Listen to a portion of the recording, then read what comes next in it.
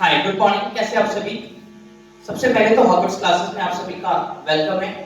और आज से हम स्टार्ट करने जा रहे हैं मैथमेटिक्स का एक बिल्कुल अलग सेक्शन, यानी जो बच्चों के लिए बहुत ही यूजफुल है, जूनियर। और अगर सीनियर की बात करूं तो आपके लिए मैं एक बहुत ही स्ट्रॉन्ग प्लेटफॉर्म देने जा रहा हूं। तो आइए देखते हैं। सबसे पहले मेन टर्म्स है जिसके बारे में बताना चाहूंगा कि मैथोफोबिया। मैथोफोबिया क्या होता है? देखिए, मैथोफोबिया यानी कहने का मतलब fear of mathematics. Fear of mathematics. तो बहुत ऐसे बच्चे हैं जिनको मैथमेटिक्स से डर लगता है। और वो डर क्यों लगता है? बिकॉज उनका कहीं ना कहीं बेसिक और उस कॉन्सेप्ट ये दोनों क्लियर नहीं होता है, जिसके कारण उनके अंदर इतना डर पैदा हो जाता है कि वो सोचते हैं कि बॉस ये तो अपने काम का है ही, यानी वो मैथ को देख के पीछे हट जाते हैं। तो बिल्कुल जो बच्चे मैथोफोबिया के शिकार हैं उनके लिए ये क्लासेस बहुत ही यूजफुल रहेंगी। तो चलिए फिर स्टार्ट करते हैं क्लास को। तो जो हमारा चैप्टर जो मैं स्टार्ट करने जा रहा हूं उसका नाम रहेगा the basic roots of mathematics, यानी हम बिल्कुल बेसिक लेवल पे बात करेंगे। हालांकि अगर हम पूरे मैथमेटिक्स को देखें, पूरे मैथमेटिक्स को अगर हम देखते हैं तो दो लेवल पे हम डिस्कस करते हैं मैथमेटिक्स को, ठीक है। एक जो मैथमेटिक्स होता है वो होता है एलिमेंट्री लेवल, ठीक है, एलिमेंट्री लेवल। और जो सेकंड होता है उसको बोलते हैं एडवांस लेवल या कॉम्पिटिटिव लेवल भी बोलते हैं, ठीक है। तो एलिमेंट्री लेवल यानी जो हम चीजें अभी पढ़ते हैं बोर्ड्स में, ठीक है, अपने पढ़ते हैं, वो हमारा एलिमेंट्री लेवल होता है। और एडवांस लेवल क्या हो जाता है? जब बहुत सारी एलिमेंट्री लेवल्स की चीजें एक साथ रिलेट होकर आती है हमारे सामने, तो बन जाता है हमारा एडवांस लेवल, ठीक है। तो बिल्कुल पहले हम एलिमेंट्री लेवल को हम डिस्कस करने वाले हैं, जो बहुत ही मजेदार होगा, एकदम बेसिक लेवल से और बहुत ही इंटरेस्टिंग तरीके से मैं आपको मैथमेटिक्स बताऊंगा। तो सबसे पहले बात करते हैं मैथमेटिक्स के बारे में। Okay, let's start the chapter mathematics. तो मैथमेटिक्स को कहीं कहीं मैथ लिखा जाता है और कहीं कहीं मैथ्स भी लिखा जाता है। तो बच्चे आप कंफ्यूज ना होना, ठीक है। मैथमेटिक्स, ठीक है ना, ये हमारा वर्ड हुआ और इसका शॉर्ट फॉर्म होता है मैथ और मैथ्स। यानी अगर अमेरिकन लैंग्वेज में देखें तो मैथ लिखा जाता है और ब्रिटिश लैंग्वेज में देखें तो मैथ्स लिखा जाता है। तो आप दोनों में से जो लिखो वो सही है, बट हमें हमारे मैथमेटिक्स से मतलब है। ओके, अगर हम अपने वे में कहें तो हम क्या जानते हैं कि मैथमेटिक्स में हम सिंपली क्या करते हैं? कैलकुलेशन। क्या करते हैं? कैलकुलेशन। पूरा मैथमेटिक्स में हम क्या करते हैं? सिर्फ और सिर्फ कैलकुलेशन ही करते हैं। बट मैथमेटिक्स जो है वो बिल्कुल कैलकुलेशन पे बेस्ड है। और वो कैलकुलेशन क्या होता है? कैलकुलेशन जो वर्ड बना वो बना काउंटिंग, ठीक है। कैसे बना? काउंटिंग। काउंटिंग से बना कैलकुलेशन। अब यहां कुछ बातें हैं जो बेसिक टर्म्स है उसको समझ लेते हैं कि मीनिंग क्या होता है मैथमेटिक्स का। तो अगर इसका हम ग्रीक वर्ड में मीनिंग देखें तो वो होता है मैथमा। क्या होता है? मैथमा। और इस मैथमा का मीनिंग क्या होता है? Knowledge, study and learning. Knowledge कहने का मतलब ज्ञान, स्टडी करने का मतलब अध्ययन और लर्निंग, यानी मैथमा का ये मीनिंग होता है। और मैथमा क्या है? हमारा एक ग्रीक वर्ड है। तो अगर हम अपने लैंग्वेज में मीनिंग देखें तो वो क्या होता है? कैलकुलेशन। ओके, तो मैथमेटिक्स क्या है कि it is a part of science. ये एक साइंस का पार्ट है जिसमें अगर देखें तो तीन की पॉइंट्स होते हैं जिसमें हम पूरे मैथमेटिक्स को स्टडी करते हैं। पहला होता है क्वांटिटी या फिर नंबर, यानी राशि या फिर मात्रा। क्वांटिटी का हिंदी क्या होता है? राशि। और नंबर यानी संख्या, यानी मात्रा। उस पे हम क्या करते हैं? मैथमेटिक्स को डिस्कस करते हैं। सेकंड है स्ट्रक्चर, यानी संरचना, यानी अगर हम ये कहें इसमें आता है हमारा अलजेब्रा। ओके, और फिर स्पेस। स्पेस यानी कहने का मतलब ज्योमेट्री। तो इनके बेसिस पे ये तीन की पॉइंट्स है जिसपे हम पूरे मैथमेटिक्स को स्टडी करते हैं। तो अब ये बात आती है कि क्या मैथमेटिक्स एक लैंग्वेज है? मैथमेटिक्स है क्या? मैथमेटिक्स एक लैंग्वेज है क्या? तो जी बिल्कुल, मैथमेटिक्स जो है एक लैंग्वेज है और ये कोर लैंग्वेज है। जो दुनिया की जितनी भी लैंग्वेज है, लैंग्वेज तो हमें समझ में आता है, जिससे हम अपनी बातों को, अपनी फीलिंग्स को एक्सप्रेस करते हैं, वो क्या होता है? लैंग्वेज होता है। तो जो भी लैंग्वेज है उन सब में मैथमेटिक्स का यूज है। ओके, तो mathematics is the core language, ठीक है ना, जिसका सभी जितने भी अगर लैंग्वेज बोले जाते हैं उन सभी से उसका रिलेशन है। तो मैथमेटिक्स भी एक लैंग्वेज है। तो क्या मैथमेटिक्स की भी अल्फाबेट होती है? जैसे अगर हम हिंदी पढ़ते हैं तो हिंदी में क ख ग घ, इंग्लिश में ए बी सी डी, तो क्या कुछ मैथमेटिक्स की भी बेसिक अल्फाबेट्स है क्या? जी हाँ, मैथमेटिक्स की भी कुछ बेसिक अल्फाबेट्स है जिसको अब हम डिस्कस करेंगे। ओके, आइए मैं आपको दिखाता हूं मैथमेटिक्स के बेसिक अल्फाबेट्स कौन कौन है। चलिए, तो अब बात कर रहे हैं जो मैथमेटिक्स यानी कोई लैंग्वेज है, तो बिल्कुल हाँ लैंग्वेज ही हमने देखा। और मैथमेटिक्स की जो बेसिक अगर हम ये कहें कि अल्फाबेट क्या होती है तो उसको एक बार वॉच आउट करते हैं। डिजिट, डिजिट यानी आपने नाम सुना होगा अंक का, बिल्कुल हम लोग बचपन से पढ़े हैं अंक, ठीक है। तो अंक क्या होता है? तो हम ये भी जानते हैं अंक कितने होते हैं, 10, यानी टोटल नंबर ऑफ जो डिजिट्स होते हैं वो कितने होते हैं, 10 होते हैं, ठीक है। तो ये डिजिट क्या है?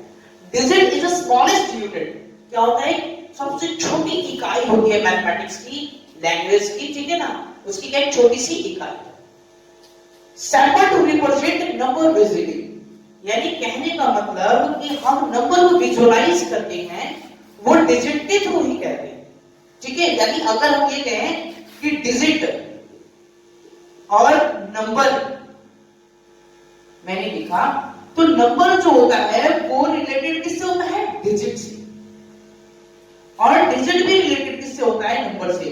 बिकॉज ऑफ कि नंबर क्या है कि we can write a number with the help of digit. We can write a number with the help of digits। यानी अगर हम कोई भी संख्या लिखते हैं वो किसकी सहायता से लिखते हैं, अंक की सहायता से, यानी अंकों की सहायता से हम क्या करते हैं, किसी भी संख्या को लिखते हैं। तो दोनों में क्या डिफरेंस है वो थोड़ा हम समझेंगे। जैसे मैंने लिखा यहां पर 23, अगर मैं बात कहूं कि इसमें कितनी संख्या है, तो ये 23 मिलकर संख्या एक ही बनाती है, नंबर कितना बनाता है हमारा, एक। लेकिन डिजिट कितने हैं इसमें, 2। अगर डिजिट की बात करूं तो अंक कितने हैं, 2।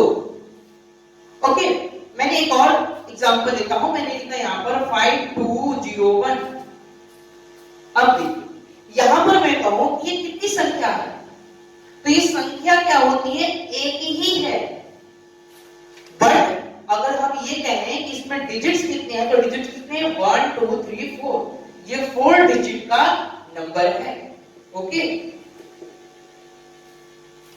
अगर हम देखें तो संख्या मिलके यानी बहुत सारे डिजिट मिलके एक ही संख्या बनाती है। आई बात समझ में? चाहे वो अगर मैं 50 डिजिट को एक साथ लिख दूं तो वो क्या बन जाएगा, एक ही नंबर बनाएगा। ओके, आई बात समझ में ना? अब कुछ और टर्म्स है उसको हम समझेंगे।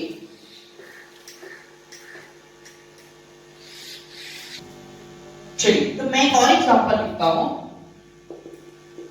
4963। अब मैं कहूं कि इसमें कितने डिजिट हैं और ये कितने नंबर हैं, तो ये सब अलग अलग, अगर मैं कॉमा लिख दूं कभी भी, कॉमा नंबर्स के बीच में, तो ये अलग अलग नंबर को रिप्रेजेंट करते हैं, ठीक है। यानी ये जो 4 अलग एक नंबर है, 9 एक अलग नंबर है, 6 एक अलग नंबर है और 3 एक अलग नंबर है, और सब में क्या है, 1 डिजिट है। या फिर मैं ऐसे लिख दूं 13 9 6 0, अगर मैं ऐसा लिखता हूं। ओके, तो यहां समझिए कि यहां कितना है हमारा, 2 डिजिट है, बट नंबर कितना है, 1 ही है। ऐसा नहीं कि सभी को एक साथ नंबर में कैलकुलेट करेंगे, बिकॉज ऑफ कॉमा, कॉमा है ना यहाँ, तो कॉमा के कारण ये सभी अलग अलग हो जाएंगे। ये नंबर कितना है हमारा, एक ही नंबर है, ये कितना है, ये एक ही नंबर है। ओके, ये कितना नंबर है हमारा, एक ही नंबर है, बट डिजिट क्या है इसमें, 1 है, 1 है 1, और यहाँ पर डिजिट क्या है, 2 है। ओके, तो ये कुछ बेसिक टर्म्स हैं जिनको समझना बहुत ही जरूरी है। आगे देखते हैं हम कि अब बात करते हैं जो हमारा सबसे पहला जो चैप्टर बनेगा, यानी जिसको हम स्टार्ट करेंगे, वो होगा नंबर सिस्टम। क्या होगा, नंबर सिस्टम। ओके, क्योंकि बहुत तरह के नंबर हैं, नंबर सिस्टम हम स्टार्ट करेंगे। इसका हिंदी होता है संख्या पद्धति।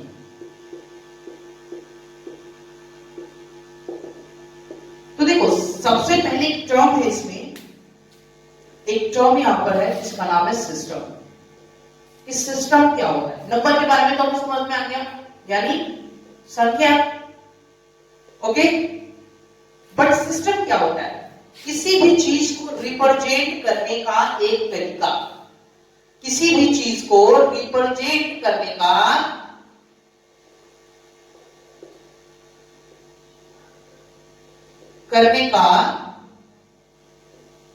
एक तरीका होता है।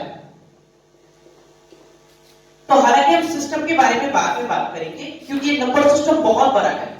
अगर हम ये बताओ कि बेसिक लेवल पर तो है इसकी जरूरत, और कंपटीशन में भी इसके क्वेश्चंस आते हैं। जितने भी कॉम्पिटिटिव एग्जामिनेशन होते हैं, आप जो ले लो, चपरासी से लेके आईएएस तक का जो भी एग्जामिनेशन हो, सब में आता है हमारा नंबर सिस्टम से क्वेश्चन।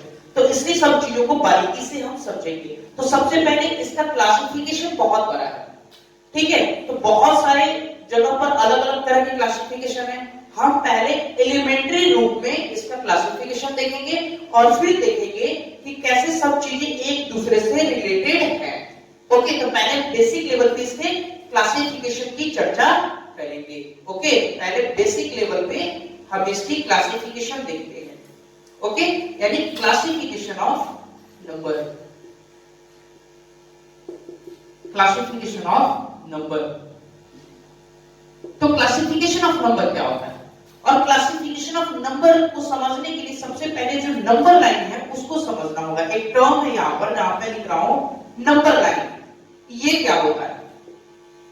नंबर लाइन, तो जितने भी नंबर हैं उनको हम ग्राफिकली, ठीक है ना, ग्राफिकली उसको रिप्रेजेंट करते हैं एक विजुअलाइजेशन देकर, ठीक है। ये 0, राइट साइड हम पॉजिटिव लेते हैं नंबर 1 2 3 4, ठीक है, ये आगे बढ़ता जाता है। और लेफ्ट साइड उसके, ये राइट साइड हो गया, और ये लेफ्ट साइड क्या लेते हैं? हम नेगेटिव नंबर लेते हैं, -1 -2 -3 सो ऑन ऐसे आगे। अब यहां समझना है कि सर राइट साइड हम पॉजिटिव क्यों लेते हैं और लेफ्ट साइड नेगेटिव क्यों लेते हैं? देखिए राइट साइड कहने का मतलब अगर ये चीज राइट है यानी सही है, यानी कोई चीज इंक्रीज होता है राइट साइड में। एक अगर मैं कॉमन से सेंस की बात करूं तो राइट यानी सही है, यानी प्लस है। अगर कोई भी चीज सही होता है तो हमें प्लस मार्क्स मिलता है। तो दिस इज द कॉन्सेप्ट आपको समझने के लिए कि जब राइट साइड हम पढ़ते हैं तो क्या होता है, वो चीजें इंक्रीज होती है, इंक्रीमेंट होता है नंबर के बीच में। और अगर यहां पर हम बैक उसके अपोजिट आते हैं तो बिल्कुल नंबर क्या होगा? डिक्रीज होता जाएगा, घटता जाएगा। अब बात आती है कि सर डिजिट तो होते हैं 10, डिजिट कितने होते हैं? 10 होते हैं। और नंबर कितने होते हैं? नंबर कितने होते हैं? तो देखिए अब जो नंबर होता है इसकी एक कहानी है, थोड़ा समझना बॉस। 1 2 3 4 5 6 7 8 ये तो तुम लिखते चले जाओगे, कहां तक लिखोगे? इसका कोई अंत हो ही नहीं सकता है, ये बढ़ता जाएगा। तो मैथमेटिक्स के लैंग्वेज में कुछ ऐसी जगह जहां पर हम इंटरप्रेट नहीं कर पाते हैं कि उसका वैल्यू क्या होगा, तो हम उसको ये एक डब्लू जैसा सिंबल यूज करते हैं जिसको बोलते हैं इंफिनिटी। इसका यूज करते हैं, इसका मतलब होता है अनंत। अब हम देख रहे हैं कि जब नंबर है तो एक तो पॉजिटिव में है, तो ये अगर हम देखें इधर की राइट साइड में ये कहां तक जाएगा? 4 5 6 7 8 9 10 कहां तक जाएगा? तो बिल्कुल ये कहां तक जाएगा ये तो हम विजुअलाइज नहीं कर सकते हैं, यानी प्लस इंफिनिटी मैंने इधर दे दिया। ये इंफिनिटी क्या बताता है? अनंत। और ये प्लस साइन बताता है कि राइट साइड यानी सबसे बड़ी संख्या, सबसे बड़ी संख्या जिसके बारे में हम इमेजिन कर रहे हैं कि वो क्या है? प्लस इंफिनिटी है। और इधर देखते हैं अगर निगेटिव, ओके निगेटिव यानी लेफ्ट साइड देखते हैं, यानी वैसी संख्या जो बहुत बहुत इतनी छोटी है, इतनी छोटी कि हम इमेजिनेशन नहीं कर सकते, तो उसको माइनस इंफिनिटी से रिप्रेजेंट करते हैं। यानी इंफिनिटी ये बताता है कि मतलब जिसकी चीजों को हम विजुअलाइज नहीं कर सकते, क्या है, कितना बड़ा है, कितना छोटा है, तो उसको हम क्या करते हैं, इन्फिनिटिव से डिनोट करते हैं। हालांकि मैं आपको पूरी इन्फिनिटिव पे एक वीडियो बनाऊंगा जिसमें बताऊंगा मैं कहानी है इन्फिनिटिव की, ठीक है। तो आगे चल के अभी हम कुछ बेसिक चीजें सीखते चलेंगे, ठीक है ना। ये इन्फिनिटिव के बारे में, बहुत पाई के बारे में, सबकी कहानी अलग अलग और बिल्कुल कहानी पे भी हम चर्चा करेंगे। तो सबसे पहले बात कर रहा था मैं कि नंबर लाइंस। तो नंबर लाइंस क्या है कि जितनी भी चीजें, अगर हम प्लस कहें माइनस कहें, क्योंकि दो चीजें हैं मैथमेटिक्स में, एक प्लस और एक माइनस, अब बाकी जितनी भी चीजें सब इसी से बनी हुई है, ठीक है, एडिशन और सब्सट्रैक्शन से बनी हुई है। हालांकि अगर देखें तो नंबर का बेस भी होता है, बेस सिस्टम भी होता है, उस पर भी हम चर्चा करेंगे। लेकिन सबसे पहले मैं बता दूं कि नंबर लाइन, तो नंबर लाइन कहने का मतलब होता है कि नंबर्स को रिप्रेजेंट करने का एक ग्राफिकली मेथड। नंबर को मैंने ऐसे लिख दिया डिजिट को, अब उन डिजिट को, उन नंबर्स को रिप्रेजेंट करने का तरीका ग्राफिकली क्या कहलाता है, हमारा नंबर सिस्टम कहलाता है। और नंबर के बारे में अगर हमें कुछ भी जानना हो बॉस, तो ये नंबर सिस्टम यानी ये नंबर लाइन हम यूज करते हैं। तो पूरे नंबर सिस्टम और नंबर लाइन ये साथ साथ चलेंगे, ठीक है।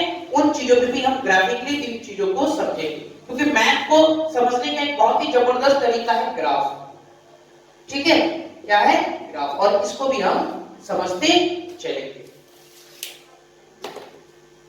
चलिए, तो अब बात कर रहा था मैं कि नंबर सिस्टम का। तो सिस्टम मैंने बताया कि किसी भी चीज को रिप्रेजेंट करने का एक तरीका होता है, किसी भी चीज को रिप्रेजेंट करने का एक सिस्टम क्या होता है, एक तरीका होता है। तो नंबर सिस्टम भी बहुत तरह के हैं, जो नंबर सिस्टम है वो बहुत बहुत अलग अलग तरह के हैं। तो कुछ ऐसे नंबर सिस्टम हैं जिसके बारे में मैं आपको अब बताने जा रहा हूं। चलिए, तो ये कुछ नंबर सिस्टम है। सबसे पहला है डेसिमल सिस्टम। इसमें 10 डिजिट्स होते हैं जिसके बारे में स्टडी करते हैं, 0 से लेके 9 तक। इसका बेस क्या होता है, 10, ठीक है, और इसको रेडिक्स भी बोलते हैं। और बाइनरी सिस्टम सेकंड है। बाइनरी सिस्टम क्या होता है, इसमें 2 डिजिट लेते हैं, 0 और 1, ठीक है ना। देखिए, अगर हम देखें तो हमें डेसिमल सिस्टम ही पढ़ना है। बाइनरी सिस्टम ये कंप्यूटर के लिए यूज करते हैं, ये डिजिटल सिस्टम इसको कहा जाता है, डिजिटली काफी यूज करता है, डिजिटल सिस्टम ये होता है, ओके। थर्ड है ऑक्टाडेसिमल सिस्टम। ऑक्टाडेसिमल सिस्टम में क्या होता है कि हम 0 से लेके 7 तक के डिजिट को लेते हैं, यानी इसका बेस होता है 8, ठीक है। और बाइनरी सिस्टम का क्या होता है, बेस हमारा 2 होता है, ठीक है। यानी बेस यानी कहने का मतलब कितने नंबर्स हैं जिसमें हम उसकी बेस को लेकर स्टडी करते हैं। और फोर्थ है जिसको बोलते हैं हेक्साडेसिमल सिस्टम। तो हेक्साडेसिमल सिस्टम में क्या होता है कि 16 इसका बेस होता है 16, यानी इसमें 0 से लेके 9 तक यानी 10 तो डिजिट्स होते ही हैं, और इसमें अल्फाबेट्स भी होते हैं A B C D E F, ए से लेकर F तक। तो ये कंप्लीट हमारा नंबर सिस्टम का एक क्लासिफिकेशन है जो मैंने आपको बताया। और हमें पढ़ना है डिजिटल सिस्टम, क्या पढ़ना है, डेसिमल सिस्टम, ओके। हमें पढ़ना है डेसिमल सिस्टम। और यहां पर मैं आपको एक चीज बता दूं कि जो हेक्साडेसिमल सिस्टम है ये मेमोरी रिप्रेजेंटेशंस के लिए भी यूज करता है। बहुत लोगों का आप देखेंगे कि जो मेमोरी बहुत शार्प होता है, या फिर मेडिटेशन के लिए भी ये हेक्साडेसिमल सिस्टम यूज किया जाता है। और ओके, तो चलिए फिर नेक्स्ट क्लास में हम डेसिमल सिस्टम स्टार्ट करेंगे और फिर बहुत सारे जो नंबर के क्लासिफिकेशन है उसको समझेंगे।